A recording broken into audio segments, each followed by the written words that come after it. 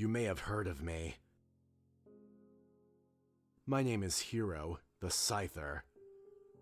I see how you react. I'm dead, you say.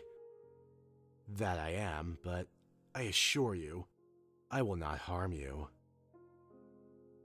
Why harm the innocent? That's a question I wish I could ask Moonshine. I understand that she went insane, but I may be a bit biased because I love her. Yes, I still love her, even after she cursed my best friend and murdered me. I only wish she could have gone back into a state of stability. Moonshine isn't dead.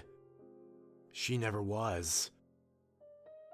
Her grave holds nothing but hard-packed earth, and she roams Kanto, leaving chaos in her wake. I hate her for it. It's a horrible feeling. To hate the one you love the most. Sometimes, I wonder if she still loves me, but I don't know. I wonder if she thinks she's doing good to the world or if she's lost it completely. Her only thoughts bent on revenge. If I could only have stopped the chain reaction while it was still young, when I first met her. But enough of that. I know why you're here. You want to know what happened. You want to know what happened in the thoughts of someone who understood her when she said Ninetales. You want to hear the tale from someone who knew what was going on. You want to hear the inside story. So I'll tell it to you, under one condition. Be what I have not been, and warn the others. Tell them to watch out for Moonshine, and let them know our story. If you can agree to this, I will continue. Very well then. You should know the story by now, up to the point of Moonshine's curse. Otherwise, why would you have come here? Why would you not run when you saw me? So, I will continue the story from that night, when Eve and I were staying in one of the rooms in the Pokémon Center. Moonshine had run off shortly after she had cursed Eve, bounding up to the top of the tower. Eve was in tears, knowing that her beloved friend was gone, driven insane by the cruelty of the world. Usually, only Moonshine was out of her Pokeball, but this time, all of us were out, save for Rage, a Gyarados now, trying to comfort her in any way we could. I sat next to her on the bed. I would have hugged her if I could, but being a Scyther, I knew I could have hurt her doing so. Sparky was on the floor in front of her, and Flight perched on the footboard. Venom was curled up in the corner, trying to hide his own tears of frustration at the curse of his trainer. He wasn't one to easily admit weakness. Though I knew Eve couldn't understand me, I whispered things to her as she cried. At least she knew I wanted to help. Eve, we'll find a way out of this, I swear. Even if it's the last thing I do, I will break this curse. Even if it means... I gulped. Even if it means killing Moonshine. We all sat in silence for a moment, soaking in the words I had said. Eve continued crying, and looked up as Sparky began speaking. "I know that will be hard for you," he said, his voice shaky. I wish I could have enough bravery to do that. But while I won't feel the sacrifice you will, I will help you. Venom, Rage, and I should stay here then, cooed Flight. We'll protect Eve in case Moonshine comes back. She cast a glance at Venom, still trying to hide himself. I, for one, will protect her with my life. Eve managed to crack a smile. I don't know what you guys are saying, but I appreciate your concern. I know it must be hard for you to see me upset like this. After another moment of silence, I stood up. Well, if we're going to go find a way to break this curse, there's no point in waiting. The longer we wait, the longer her curse lasts. Sparky stared at me, bewildered. You mean we should leave now? He asked. Yes, I replied. Then I turned to Eve, a look of sympathy and determination on my face. I hoped she would understand that we were leaving, but we would be back. Without another word, Sparky and I left the room, casting one final glance at our friends, our team for the past few months. With a final good luck from Flight, we left. But Eve came running out after us. Here, she said. I know what you're doing. You're going to find Moonshine, aren't you? Well, take these with you. She dug into her bag and pulled out two things. A yellow orb and a black glass flute on a string. Handing the orb to Sparky and hanging the flute around my neck, she hugged us. Sparky, that's a light ball. It'll help make you stronger.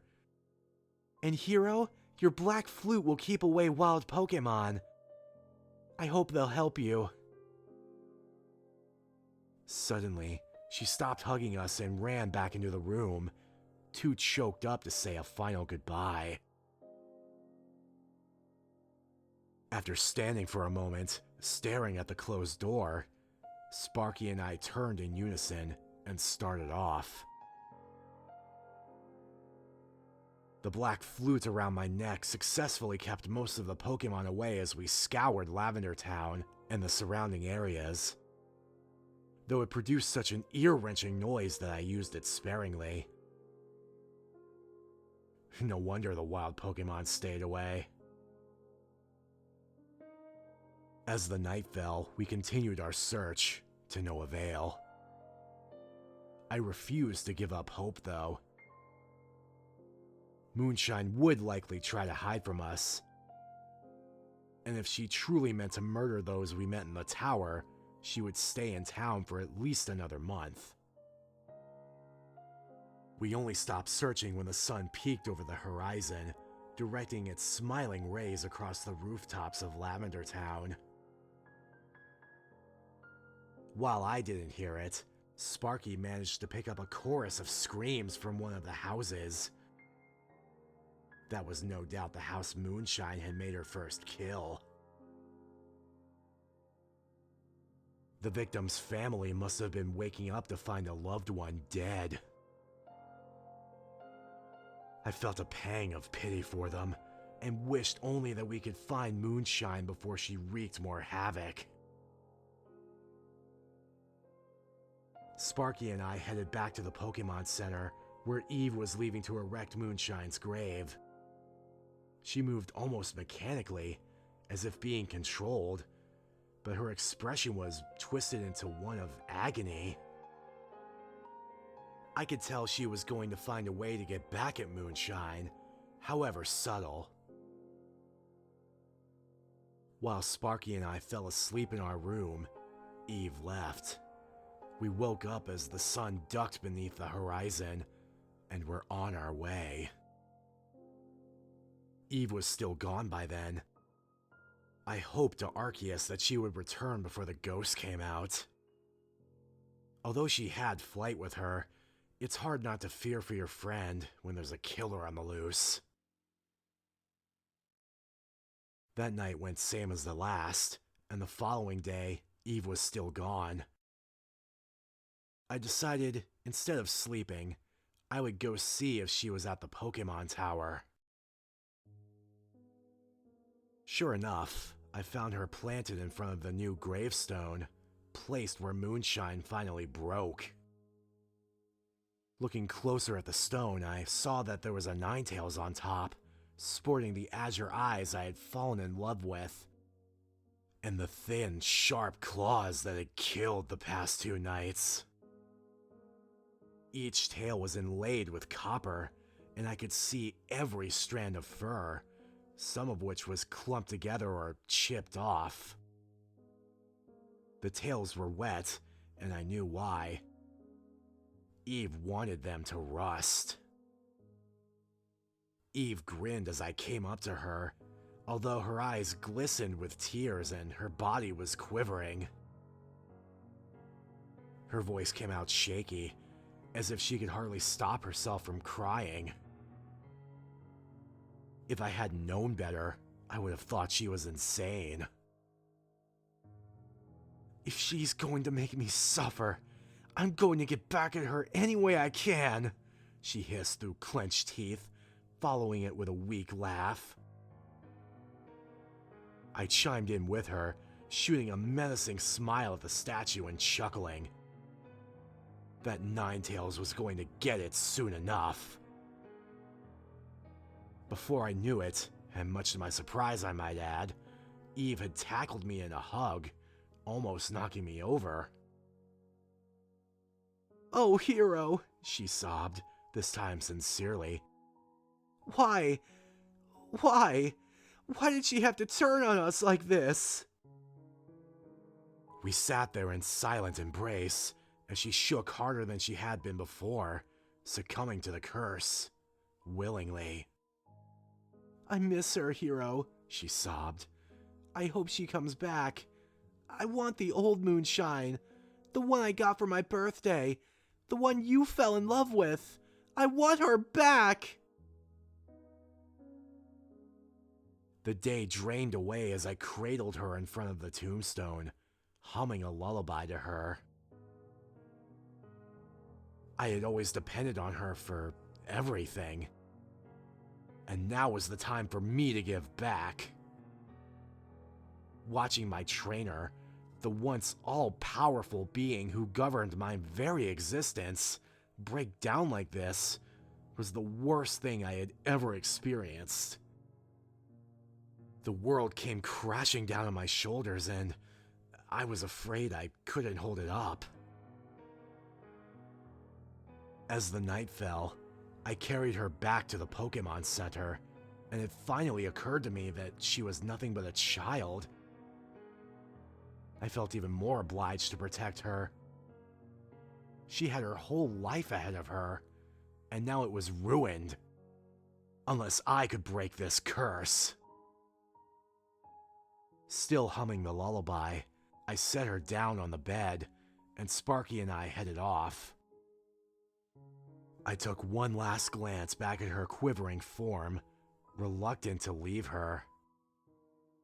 Something told me I wouldn't be coming back to see her again, but I pushed it from my mind. The moon was a thin claw mark in the sky, providing little light. Sparky's light ball glowed with electricity in the darkness, giving us a faint idea of our surroundings, but I still felt vulnerable, like something could easily sneak up on us. The shadows played tricks on me in the light as I started to get paranoid. Something was here in the dark with us. I was sure of it. A rush of adrenaline swamped me as something whooshed past me, the disturbed air hitting my wings. "Something's here with us," I hissed, whirling around. "Do you think it's her?" Yes, I do. Who else could it be?" Sure enough, seemingly materializing from the shadows themselves, Moonshine came to stand before us, her fur glistening in the moonlight. Her blue eyes glinted with madness, and each of her tails flicked back and forth like a whip, a writhing pile of snakes. An evil grin was spread across her face. "So you came," I said, calmer than I expected. "Why, yes. As a matter of fact, I did." Moonshine drew out the S sounds, making an effect similar to a serpent's speech. "I've been following you since you started searching, but tonight I decided it was time to put an end to your meddling. Was the curse not enough for you? The injuries I gave you when you tried to protect Eve? Have I not demonstrated my power? You wish to fight me after I have already killed many and cursed your precious little trainer. I should have killed you then and there at the tower. That's no matter now. You wish to fight me, and I will accept your challenge." Moonshine held up a paw and unsheathed her claws. "Any last words?" While I stumbled for words, Sparky came to my rescue. "Moonshine, before we fight, will you please just listen to us? Sincerely consider our words. Let us open your eyes again." "I will, but it won't work. You're the ones who need an eye-opener. I have made my decision, and I am not changing my mind." How has Eve ever wronged you? "She is a human. All humans are horrible creatures. They killed the Vulpix. She helped them. She helped them kill the Vulpix." Moonshine, calm down. Eve would never hurt a fly, and you know that. I know that humans killed the Vulpix, but not all humans are horrible. Not all humans are cold-blooded killers. "Yes, they are. And you're on their side. Can't you see their true natures? Can't you see?" Moonshine, I shouted. You're getting out of... The wind was knocked out of me as she full-on tackled me, and I was knocked backwards onto the ground, helpless. As she prepared for another attack, Sparky used Iron Tail, causing her to screech in anger. By then I had regained my breath and slashed at her with my blades, drawing back before she could retaliate. I winced as Sparky came in for Volt Tackle, but was hit with a blast of flames. Taking my chance, I leapt into the air and stabbed downwards, causing her form to crumple to the ground. The victory was short-lived, though, and she picked herself up, sending a series of small flames at me. One hit my shoulder, and I felt a searing pain. A raw patch of my exoskeleton was left in a burn. Sparky hit her with thunder, and I darted in and slammed into her, knocking her into a nearby building. I continued to hack at her, leaving deep gashes. Until I realized what I was doing. I was killing her. While I knew that I had to do this, I couldn't bring myself to kill her.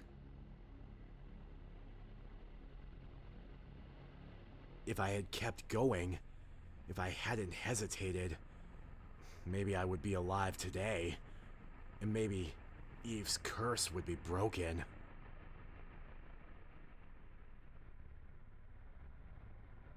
But hesitating gave her the chance to attack, and she threw me backwards with such force that I felt something crack when I hit the pavement. Before I could get back to my feet, I was engulfed in flames, and I felt my life draining away. I had no awareness of what happened for a period of time after that, as I lay there, dying. I assume Moonshine knew that I was done for, and wanted me to suffer.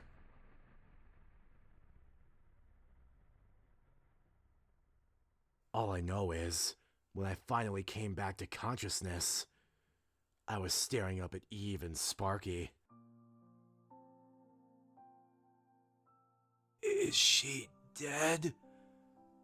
I managed to choke out. Sparky replied with a shake of his head. She fled. I'm sorry. I swear on my life I will find her again, and this time she won't escape. Either I will die, or she will. Sparky. Shh, don't speak, he replied. In the silence, I heard a faintly familiar tune. Soon, it came to me that it was the lullaby I had sang to Eve at the Pokémon Tower. The song started echoing in my head, and eventually, it became all that I heard. It became my world,